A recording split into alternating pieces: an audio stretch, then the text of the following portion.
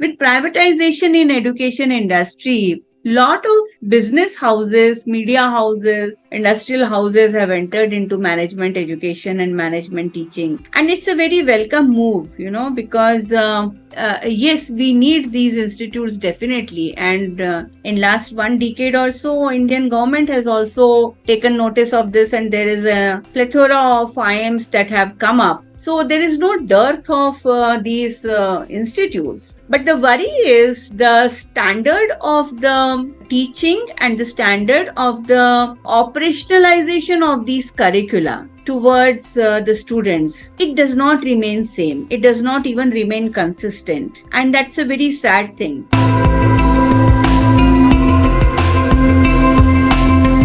Hello everyone, I am Jitendra Singh, banker turned entrepreneur and author of the book Perfect Mastering the Art of Selling. I welcome you to read my story where I interview authors, speakers, coaches, celebrities, entrepreneurs and more. Today I have with me Dr. Swati Nalawade. She is a seasoned educator and consultant with wealth of experience in teaching, training and student engagement, along with curriculum development for MBA and BBA students across various management domains in top B schools in India. Her areas of expertise includes holistic student development through preliminary style debates, conclaves, clubs, seminars, and simulators. She has played a pivotal role in designing and developing management education curriculum, particularly in the field of marketing. Her vast experience extends to teaching, administration, and research. She has received recognition for the innovative teaching methods and has been awarded the Best Teacher Brand Award for Innovative Practices in Teaching, Brand, and Marketing by the World Marketing Congress. In addition to teaching, she has written educational material, case studies, op-ed articles. She has also contributed to strategic counseling in B2B, insurance and construction equipment SME sector, focusing on branding, marketing and operations. Her academic journey includes a Ph.D. in business management with a focus on marketing and new product development strategies. She holds a M.Sc. in Zoology and has received numerous accolades for her debating skills. Beyond her professional life, she is a multifaceted individual with interest in Hindi, literature, gardening, mountain trekking, travel, and rally driving. She is a published author in Hindi poetry and short stories. In short, she is distinguished educator, consultant, trainer, career coach, and author who has made significant contribution to the field of education and marketing in India. So today she will be discussing with us about her life journey. Let us hear from her. Welcome, ma'am. The platform is open, and now over to you.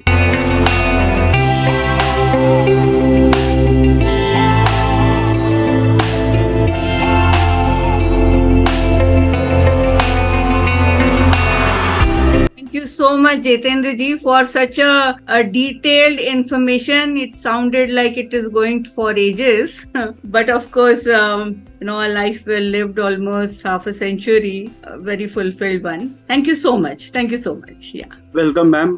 Looking forward to hearing from you. So first thing I'd like to know from you is how did your past life has affected the person you actually wanted to be in your life and what you are. So moreover, from your childhood journey to now. Okay, definitely a person's past life, childhood, education, culture, the atmosphere in which one has grown, they all contribute towards what a person is at this moment or is trying to become, For me, my parents have been very highly educated, and to add to it, they have instilled a sense of responsibility in me since the very beginning. So what I feel is my personality has been blossomed or has been groomed because of three important things. One is the independence that they gave me, the freedom of having my own choices in life, and the sense of responsibility which comes along with this independence and freedom. Because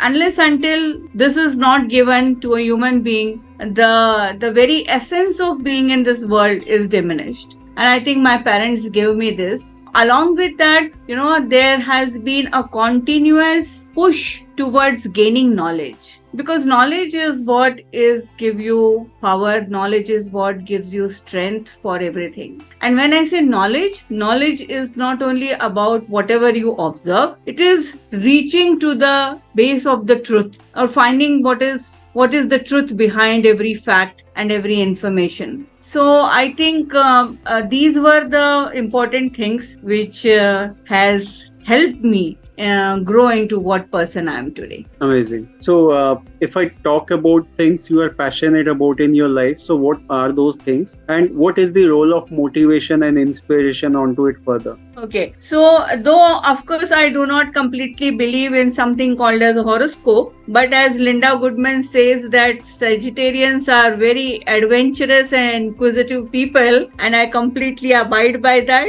I'm very inquisitive and very adventurous by nature. And if you ask me, I have been driven by the question who, why, when, and all those things that a researcher says. So basically, I'm a seeker, and I believe in everything that is new, formation of newer thoughts, newer ideas, which does not mean that I dissuade whatever is old, but in order to make something much better, what is it that is a newness? What is a newness that can be given to that existing product or existing thing or existing people or personality, etc. So you can say I am a driven person, and my passion is about finding newness and finding finding something better in everything that is around me. Exploring things actually. Yes. And if you ask me about my motivation and my inspiration of my life, I think what has driven me till now, when I say I'm driven, what has driven me till now was rather about places. I want to go to places. I want to study in some place. I want to reach to some place, or I would idolize some person, or I would idolize something. So, if you hear these words, they almost sound like nouns. So I was driven by nouns in my life. Name, words, persons, places, things. But thankfully, now I have understood that it is not about names, person, places, and things. It's not about nouns. It's about verbs. It's about actions. So what motivates me as of now is the action that I take, the work that I do. And when I say that, the work that I do today inspires me for tomorrow. So my motivation and inspiration has majorly changed from just being for a person or a place to action. I have become more action oriented. That is what I will say. Right. And I can resonate with the same thing like you just mentioned. So I am from the same side. Oh, okay. So moving on to the next Yes. one. So I would like to Yeah. know about like your work and experiences. So how you Yeah. started your career, what all you did in a brief note. Yeah, you have already told about my work experience so much in detail, so I will not go into the nitty-gritties of it. But very early in my life, I became a stage artist. When I say stage artist, I took to debating, theater, mimicry, and extempo speeches, oration, etc. And incidentally, I happened to have teachers and gurus in my life who instilled in me again the thought that knowledge is power. And everything else, the rest of my life is driven by this thought that knowledge is power. And therefore, whatever work experience I have had, which could be either about teaching, it could be about consultancy, it could be about training, been to best of the management institutes, been to best of the corporate structures. Having said that, I have even taught at municipality colleges. I have even done evening classes with students from the lower strata, etc. So I have gone across to multiple type of knowledge seekers, and my work experience has been very, very wide. And I'll say that in my 30 plus years of work, I have had millions of years of experience. That is how I'll put it. Amazing. Yeah. So now, ma'am, if I ask you like your vision, mission, and goal in life, so what would that be for next 5-10 years from now? So you want to ask me a typical MBA question. Well, I have never really believed in creating very, very long-term goals for me in my life, because I have always seen that if you create goals and if you do not achieve them, you feel as if you are lacking somewhere, or the reasons could be multiple, but the first important reason is me myself. So if you ask me about vision is what my parents gave to me, where they told me that I am an individual and I have my own chores and I am on my duties. And while doing so, I have to remain happy. So that is what I'll think is my vision. Mission, you can say, is my very personal thing, because my parents gave me vision. I have had a mission about myself, and the mission was very simple since very early times, and it remains so even today, because ideally a mission never changes. It is the ambition and the goal how you drive towards your mission. So my mission has been very simple, that I need to be helpful to people, and I need to be helpful to people in every form. Whatever is my immediate ecosystem, whatever I have taken from them, I have to respect it, first of all. And I have to return them back in a beautiful way, if not at least in a similar way what I have taken from them. So my mission I have simplified to this very simple line: to help and support people, whoever are around me and whoever sometimes seek from me, sometimes unknowingly they don't seek, but I reach out to them. Great. And yes, my goal is to carry it on every day at an operational level. Very simple, but very intense, and demands a lot of enthusiasm, courage, motivation, self-driven, all these things. Correct. Without which nothing is possible. Nothing is possible. Absolutely nothing is possible. And it applies to every other profession, or even when I say people who do not have any profession but they are at home, for every other person, whatever age group, whatever gender we talk about, it is very important. Correct. So, ma'am, if I ask you about the most important life lessons you have learned from your personal as well as professional journey so far, so what are those 2-3 things you would like to highlight here? While we were talking earlier, we also talked about, what do I think about successes and how much importance do I give success, etc., etc. So yeah, success and I think achievements are very personal in everyone's life. So my lessons from my life could be, I think, belief and trust. There were times in my life where my seniors, my bosses, my teachers, they believed in me, and it helped me to achieve what I wanted to achieve. And there were also certain instances in my life where a similar set of people who did not have that kind of a belief and trust in me could not get my help or could not get my assistance, or I could not complete my things which I wanted to complete. So the lever remains same. The lever of belief and trust in people, in human beings, remains same. It's completely up to us whether to utilize it in a positive manner or to utilize in a negative manner. So this is one of the most important aspect of my experience that I have learned in life. Other than that, I think, again, I'll come back to knowledge. If you were to ask me who is my ideal, so since childhood, Swami Vivekananda and his teachings have been my ideal. And his 1 or 2 quotes always remained with me, that, you are the creator of your own destiny. So arise, awake, and stop not till you have reached your goal. These are the 2 most important learnings of my life. But what I have also learned is, that as my role of a teacher, as my role of a knowledge sharer or knowledge giver, I've always found one thing, that knowledge or whatever you are sharing, whatever you are giving, is not about giving alone. It's always about sharing. It's always about two-way communication. It's always a two-way road. So in order to become a very good communicator, or in order to become a very good giver, you should be a very good acceptor. Unless until you do not accept and you do not understand, or you do not try to listen to what the other person is saying, it is impossible to become a good giver, a good sharer.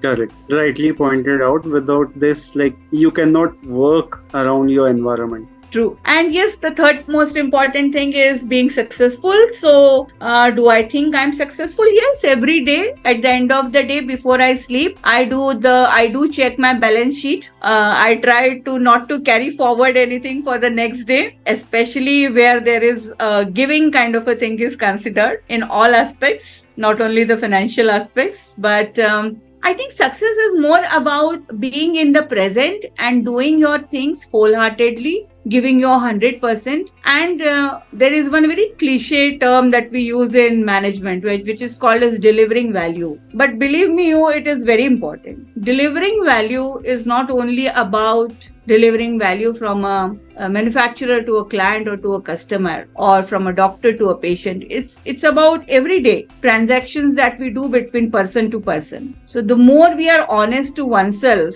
the better value you are able to deliver. And the better value you deliver, the better person you become. I think at the end of the day, that is what counts to me as success. Right, amazing. Since ma'am, you've been associated with so many management institutions in curriculum designing and all. So I would like to know from you is on that part, like in this rapidly changing, evolving business landscape, so many startups are coming also, like new ecosystem is developing. So what innovative teaching methods have you found most effective in preparing management students for the challenges of corporate world which is coming up? Oh, this has been a question which is plagued since time immemorial. I think since the time the theory books of management must have been written, or even when Chanakya must have written the Arthashastra, this point must have been there in the mind, how to mix the two different worlds, theory and practice. Having said that, at a very, very practical level,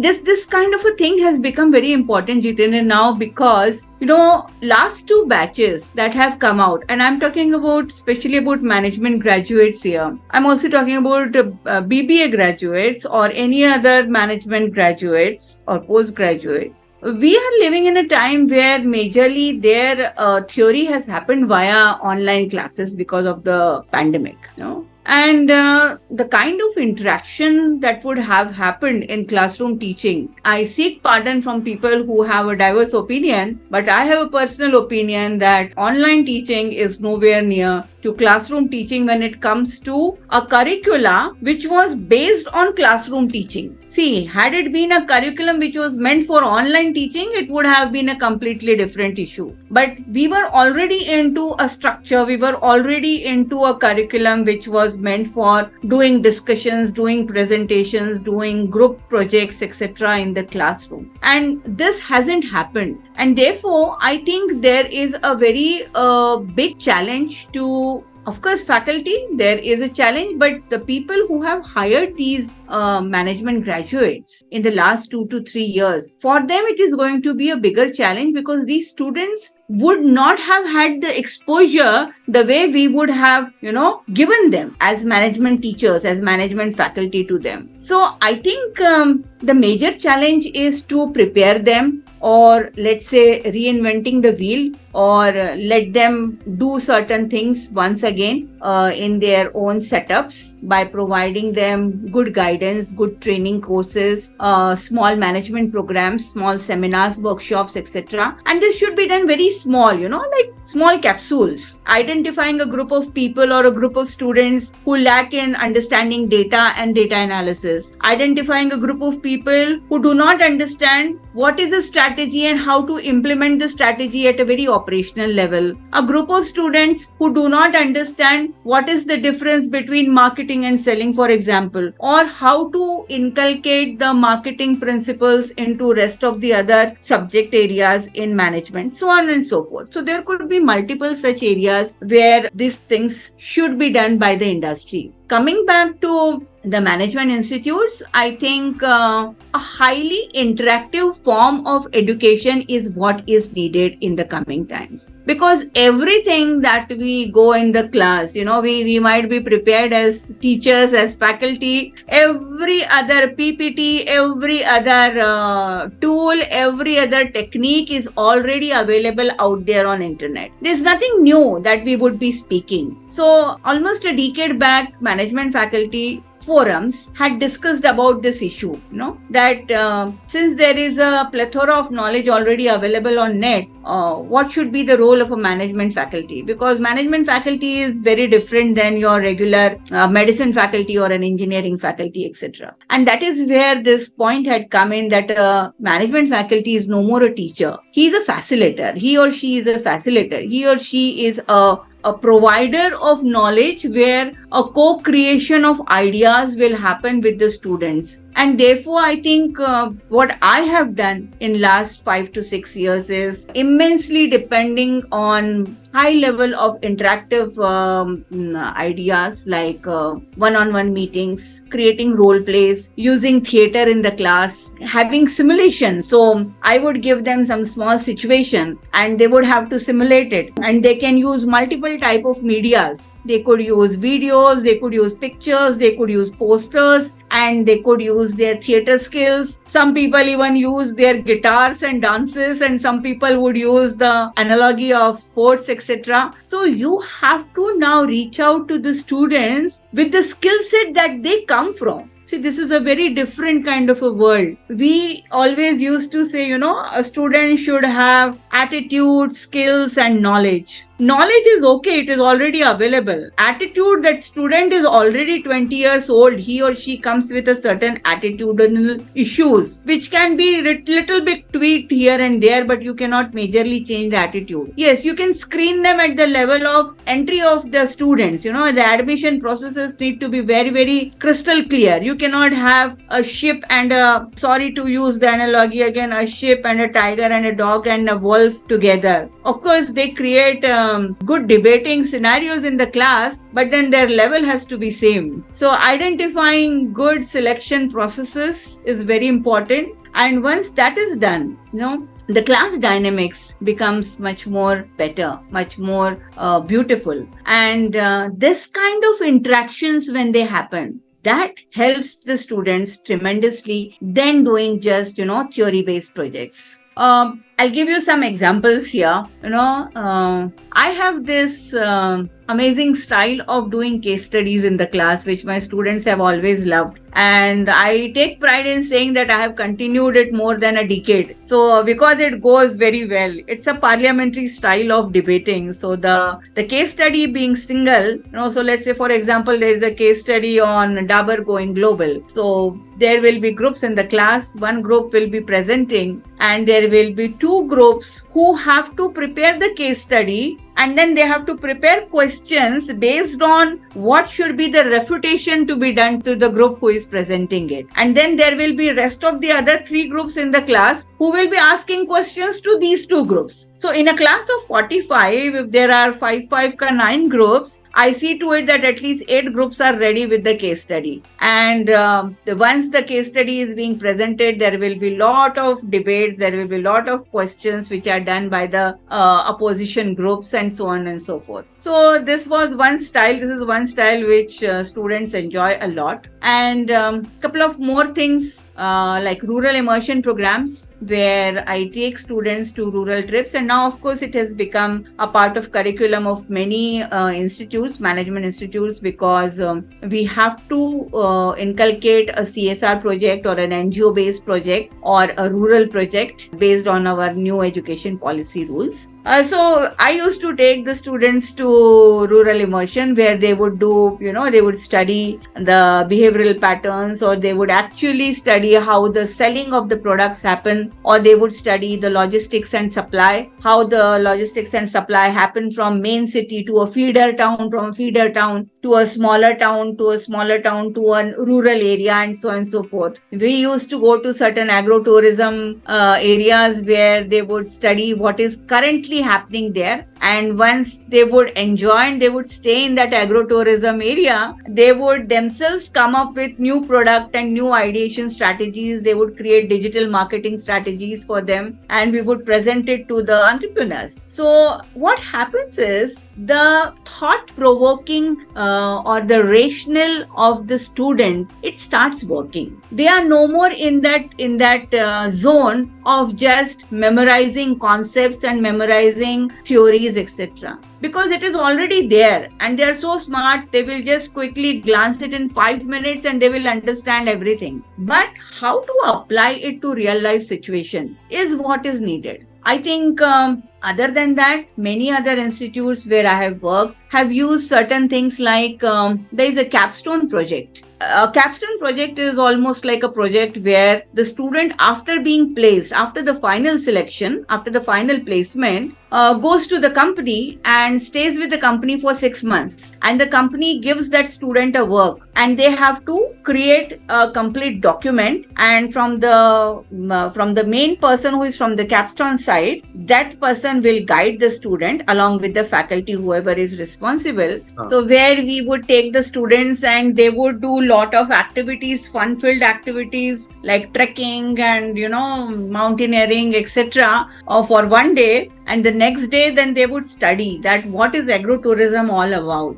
and what are their challenges and what are how to utilize the resources, how to use whatever is the available products that are there, etc., etc. And so product related, service related, new product development related, digital marketing presence, then creating their website, creating their Instagram accounts. So everything these students they would do for the entrepreneur there, and this would be very, very interesting. So see, the point that I'm trying to mention here, Jitendra, is that we can't escape that part of entertainment and being interesting from education now. It has seeped in because the time span of attention of students as it is very low. 40 minutes is the maximum for any ideal brain, they say. And when it is about classroom teaching, it becomes much more lesser. And when there are naughty kids, it is impossible to even have more than 15 minutes. So why to even waste time in identifying ways and means to have their attention? Instead, why don't reach out to them and understand what is it that they like to do and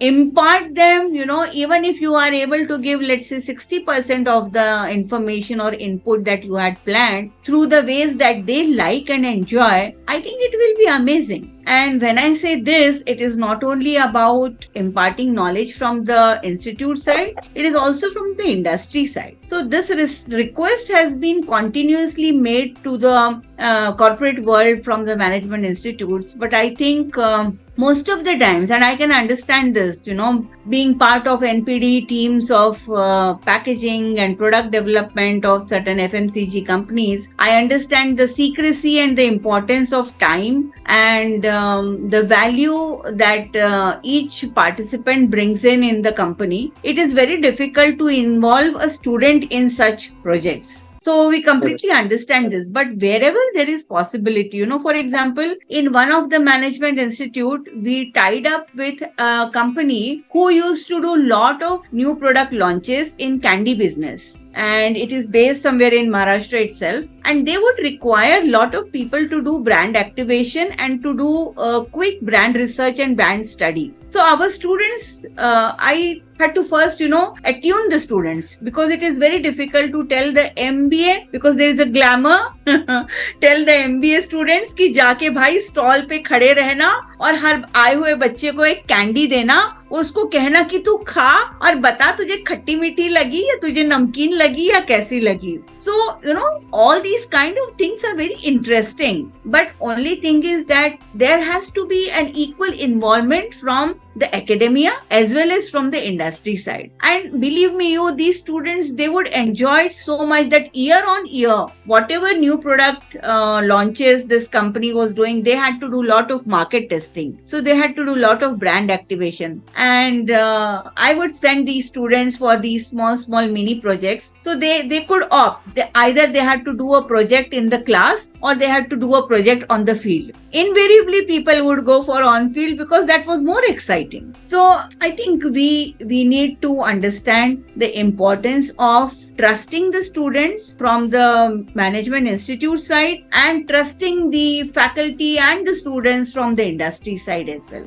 Right. So And this is also something. And yes, also one more thing which I observed and which I was part of was developing incubation centers for new product ideas or creating investment labs. So at one of the institute where I was, there is an investment lab where the student is given, let's say, 1 lakh rupee for the whole year, and you are continuously guided by the faculty who is from the investment side and who understands the nitty-gritties of share markets. So instead of showing you on the boards or showing them on the laptops how these things work, they would actually handhold them that okay, this share is going up or this share is going to change, and so on and so forth. So in the initial few weeks there will be hand holding, and later on throughout the year the students would use their money wisely or whatever. So at the end of the year and the end of 2 years, you return back 1 lakh rupees to the institute, and if you have made profit, it is yours. If you have done losses, that is also yours. But imagine the amount of knowledge and experience that the student has gathered in these 2 years is immense. Correct. So I think these kind of innovative practices need to be understood by the management of the management institutes, and given freedom to the faculty to do it. And also within our education policies also, the management curricula should be continuously upgraded and should be given lot of freedom for application based teachings and evaluation process. Really, really important. Like this is an need of an hour, we can say, because so Yes. many things are happening so fast. So as an MBA, as an BBA, or like any institution should work True. on like emerging themselves with this fast-paced global growth which is happening, and the True. need and requirement of the industry. That is really important. So now, if I ask you, like, how can management education curriculum be adapted to ensure graduates have the skill and knowledge needed to stay relevant in industry influenced by digital transformation and globalization? Yeah, again, it's, I think, a very important part. Rather, I'll say the bigger and the broader aspect of management education, especially in India. So, with privatization in education industry, lot of business houses, media houses, industrial houses have entered into management education and management teaching. And it's a very welcome move, because yes, we need these institutes definitely. And in last 1 decade or so, Indian government has also taken notice of this, and there is a plethora of IIMs that have come up. So there is no dearth of these institutes. But the worry is the standard of the teaching and the standard of the operationalization of these curricula towards the students. It does not remain same. It does not even remain consistent. And that's a very sad thing, because I have been part of various universities across India, private, public, everywhere. And a lot of hiccups are there at various levels, especially coming from the person who is leading the institute. So I think somewhere a coherence or a society of educationists, and there must be someone who is heading such kind of a society, I'm definitely sure, which I'm not aware of, who take forward these suggestions to the ministry for inculcating such changes. And definitely every other university has got its own internal program wherein they keep on restructuring and redeveloping their academic policies, which they have to do. They have board of studies, they have board of management education, and all of them are continuously doing it. But I'll tell you something very interesting thing that I have observed. Every other city in India has got this BRTS. So BRTS is that special lane from where the buses which are run by public transport, they have got a green channel. They can pass through it easily. Very interestingly, there are so many highways, etc., which are being built up, metros which are being built up. But these are projects which were decided almost a decade back, or at least 15 years back, and they are being implemented now. Now, the challenges are completely different. The traffic is still the same. The common people is still suffering. Of course, there are a lot of places where it has really helped. But what I'm trying to say is that it takes so much time to decide upon any kind of change that is required in our curricula or in our pedagogical tools, etc., that by the time it is implemented, already a lot of water has flown under the bridge and it is time for another renewal. So we are running short of time.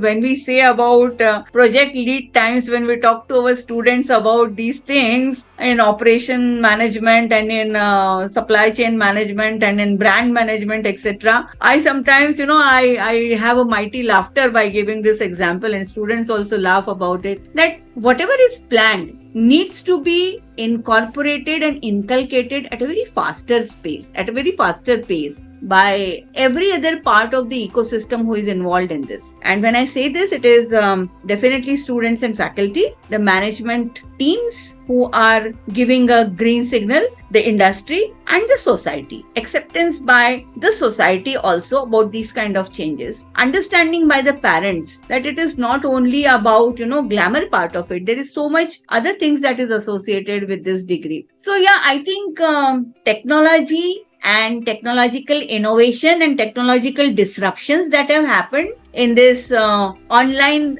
education that has happened post-pandemic, there are a lot of things that can be done and very interesting things that can be done. I think another most important thing that we have to also understand is the fragmentation that we have done vis-a-vis levels of the institutes. So, for example, I still remember when I was the head of academics of this one particular university's institute, we were not allowed to invite faculty from any other institute just because they are faculty from other institute. Even if the faculty is of very high caliber and can bring lot of inputs and was ready. So I think this is the time when India is at a brink of telling the world that what is what, a spade is a spade is a spade. Internally also, we can do hand-holding between institute to institute. Why not there is a sharing of faculty pool? Why not there is always a student exchange program. But believe me, there is no student exchange program between one institute of India to another institute of India. There is a faculty exchange program between Indian university to foreign university. But there is no faculty exchange program between Indian University X to Indian University Y. Why?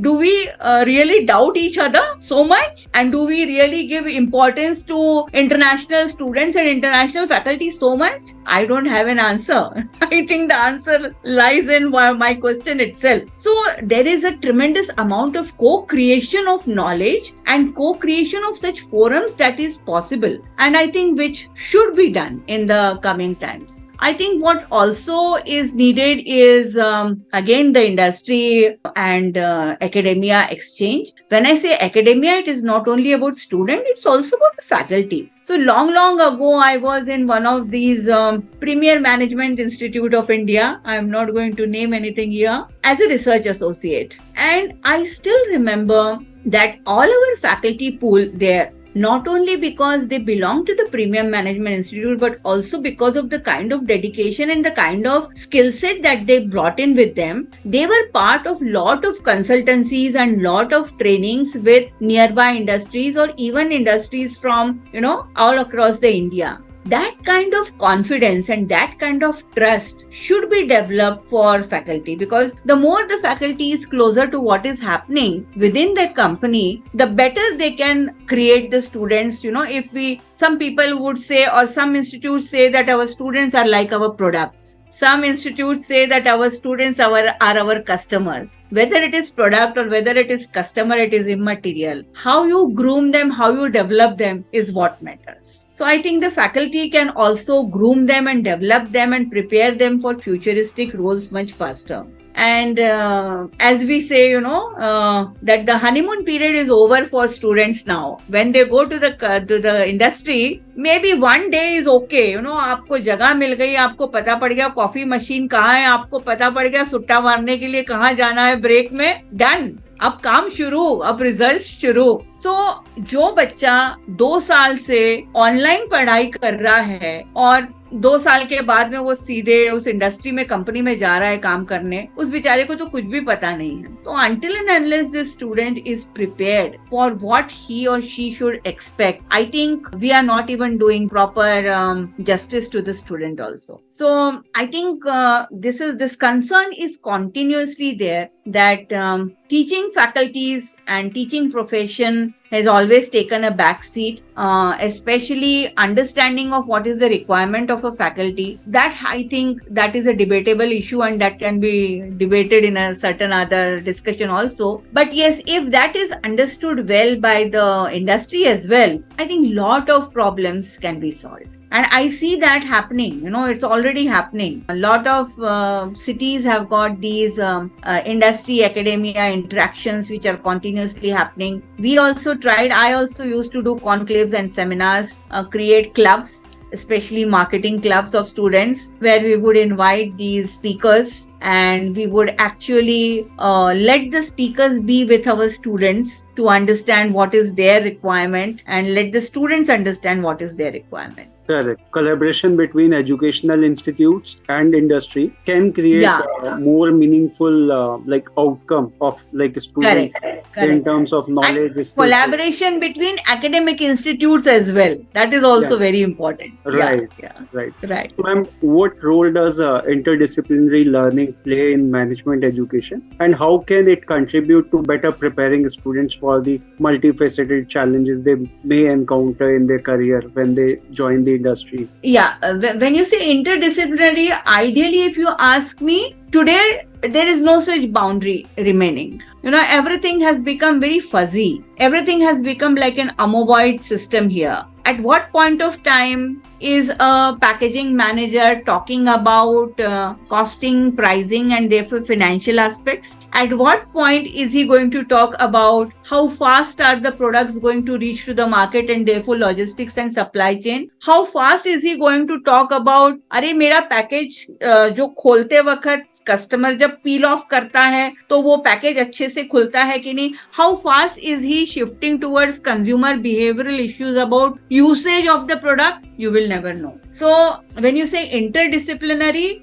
I'll say intradisciplinary, because they are all merged together. There is nothing, if you ask me, there is nothing called as marketing and HR and finance, etc. separate as of today. Every student, even if he is he's done specialization in finance, needs to know the details of branding and marketing and vice versa, and so on and so forth. So yes, it is very important. And from this point of view, at the end of the day, it is all about management. We cannot really distinguish between these aspects. Of course, yes, people who are looking into only operations have to go a little bit deeper into it. Little nahi, bahut zyada. They have to understand the whole value chain. But when we say value chain, there is a value chain for every other thing. So interdisciplinary education is very important. So much so that I actually did this in few of my classes. Of course, certain people did not like the idea, so we could not continue it, but the students really loved it. So in a case study, let's say we are discussing about a case study where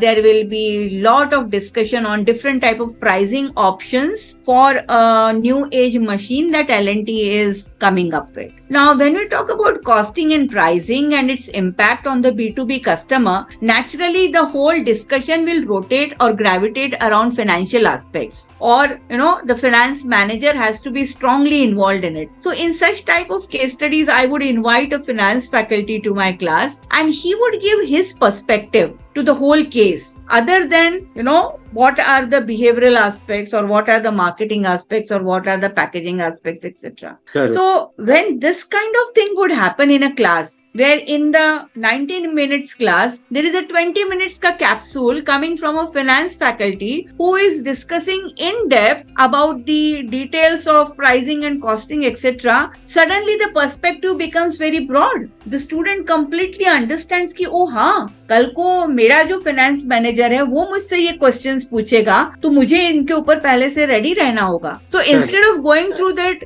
grueling cycle, when he goes to work, he has already experienced it in a laboratory situation in the class. Correct. That can create another perspective of understanding things in a broader way. Because as a Yeah, management student, or probably once you join the industry, you may be working on one set of like assignment or duty, but probably yeah, you might be requiring to connect with other set of peoples or colleagues, wherein you would be requiring their inputs, or maybe you would be supporting them. So you need to understand absolutely. their perspective as well. So it would help them to understand on various aspects on a practical note, not on a theoretical And note. yeah, and I think more importantly also, because when a person starts his journey in a management world, he is never doing anything solitary. It's always a group work, no? So I would always tell the students that, remember, you will have to work in groups, you'll have to work in teams, and you will learn immensely when you work in groups and teams, and therefore develop your behavioral skill set in such a way that you are not only accommodative and appreciative about each other's ideas, but you also sometimes accept others' ideas. Correct. So learning is always in group. Wisdom is what is individual.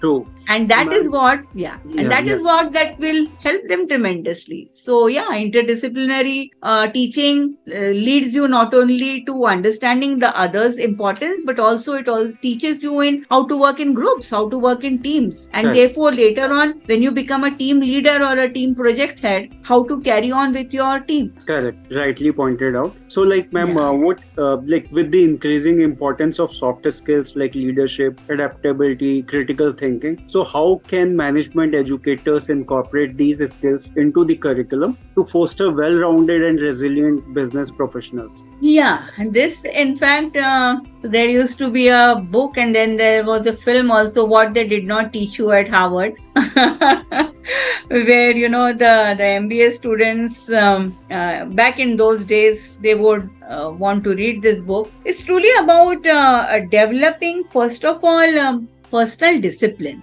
I have my understanding that what management study or what management discipline teaches you to how to have your personal discipline in order to achieve your personal goals, and achievement of personal goals leads to your achievement of company goals. So these three things that you have mentioned, they have become really very important, and also they are very relevant also. And what another thing that is needed is that there has to be a continuous monitoring. We always say that, that companies, they conduct CSR activities for students from the lower strata. But companies should also conduct CSR activities like a hand holding thing to these new management trainees. And of course, they are doing their best. They do provide them, workshops and training areas and seminars, etc. Or there are people who are in the fast track management group, fast track managers or smart managers, which we call them, and they send them to various institutes to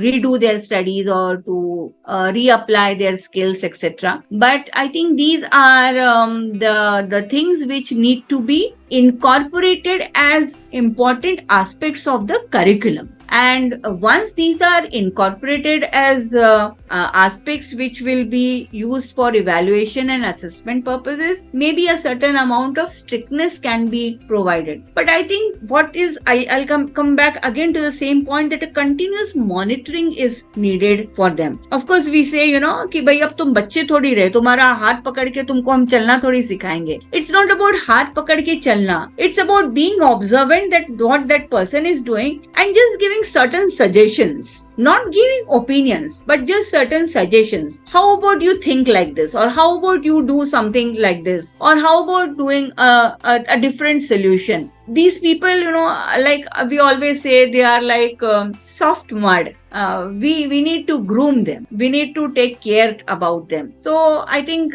that is what should be done by the educators. Definitely, it will go a long way if you assist them, guide them, and also just be observant. And for example, I'll give you what I generally do in my classrooms is, whenever there is a presentation, I'll never sit in the front. I'll take the last seat in the class and I'll tell them that now the class is yours. I am just one of the students and I'll ask you questions just like a student as if, I don't know anything. I don't know. I have not come prepared reading this case study and all. And that is where they suddenly feel the responsibility, that power of ownership, which has to be given to them, comes across immediately and it gives wonderful results. So I think somewhere trust, confidence, belief in students and in faculty, between faculty to industry, between industry to faculty, and all of these things I think definitely are the things for the future. So many institutes are doing it, but as I said, there is no standardization. And therefore, when a company hires students from different type of institutes, they get different gradation. Like we have gemstones of different gradation, different carats. It is difficult to mold them in a similar pattern. But at least if we understand the importance of each type of, the human resource again comes into practice. So understanding of human resource and understanding of using the skill sets of these students by the companies, I think that will also pave way for the future. Right, ma'am. You rightly pointed out, and this is really important. Like, we collaborate, most importantly. We understand the need and requirement of the industry. That is really important. And also work in a way that these collaborated efforts are put in right way. And more importantly, like soft skills, leadership, adaptability are also taken into a consideration during these activities which are happening in classrooms, like you are doing a role play and these type of activities, and specifically like putting up a few things like these are the roles you need to perform as an CEO of the company or the CFO of the company, and how you would manage this type of situation that can give them the insights about the role and responsibility, and they could develop those requirements which is there. I think since the whole world is shifted towards digital learning, and we are now thick into at least discussions about AI and all, we cannot really wean out these areas. Having said that, in India, we still have immense amount of hands to still, push AI aside, at least for some time. But there is another aspect to it, which is the global impact, where I'll not try to be politically correct or incorrect here, but definitely what the kind of global impact and the kind of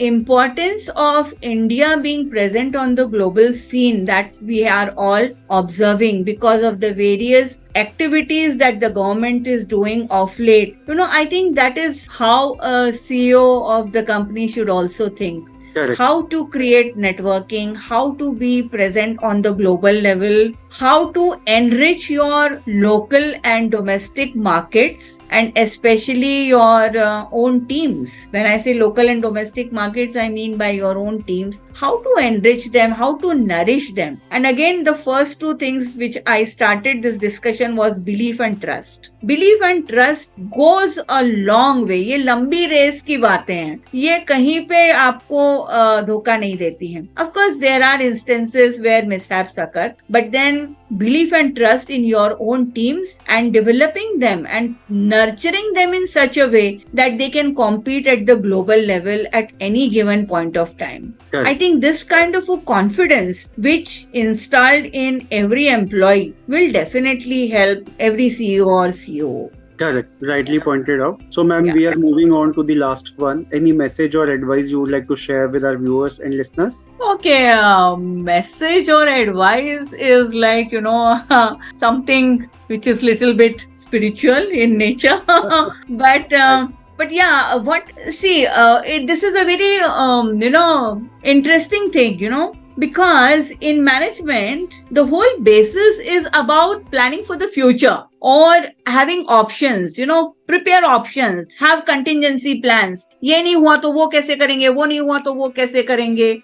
We teach our students that for every other problem, there is a solution. And the solution may be available to you in different ways. So apply your mind, apply your skill set, apply your knowledge to identify what could be these options. So continuously we are talking to our stakeholders futuristic point of view. But what I have understood is to live in the present. Right. My verb, my action is in the present. So if I have to combine both of them, I'll say definitely have plans for the future. But the major importance has to be given to what it is that you are doing today. What is it that you are acting today? What is it that you are bringing on the table today? What is it that you are, sleeping tonight with your balance sheet? हिसाब बराबर हुआ है कि नहीं हुआ है, ये देखना बहुत जरूरी है. So I Right. think that is the message from my end to everyone. Live in the present. What is today is inevitable. What is tomorrow we don't know. Do not stop planning,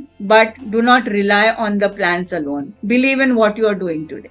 Rightly pointed out, really amazing. And Yeah. like ma'am, your journey have been like really wonderful. You have worked with multiple organization, multiple roles. You have like developed curriculums for management educational institutions. Amazing work. And the Thank you. insights you have shared about like today's discussion was really amazing. Like I was kind of thinking during the discussion, like where all I can like implement these things in my business so that like I can make it more meaningful, more better in terms of like my leadership things also, and also product Right. development side, what all things we can implement that ways. So amazing insights, and I really Thank enjoyed you. the conversation, and I hope Yes. like we would be connecting very soon and talking about other topics, and looking forward to that, ma'am. I'm looking forward to hear more from you soon again on different topics which we Definitely. can implement in business. So thank you so very much, ma'am. Thank you for your time, your energy, your level of like the aura knowledge you Passion. have. Amazing. Yeah. It's really Thank you amazing. so much. And it was very heartwarming to hear you, young people like you, you're asking questions. I always used to say, and even today I say that a professor is only as good as the student is. So the more you ask, the more you seek, the more we will be, pushed to give you or pushed to share with you. Right. So it was wonderful talking to you. Thank you so much from my end as well. Sure, ma'am. I'll also share your social media link along with the interview so that people Yes. can be in touch with you, take your help and guidance wherever they feel like. So, guys, Definitely. don't forget to check that out too. And thank you so very much, Yes. everyone, for watching and listening. I hope you all must have gathered a lot of information and enjoyed watching it. Don't forget to like, share, comment, and subscribe. Have a good time. Thank you, and bye bye.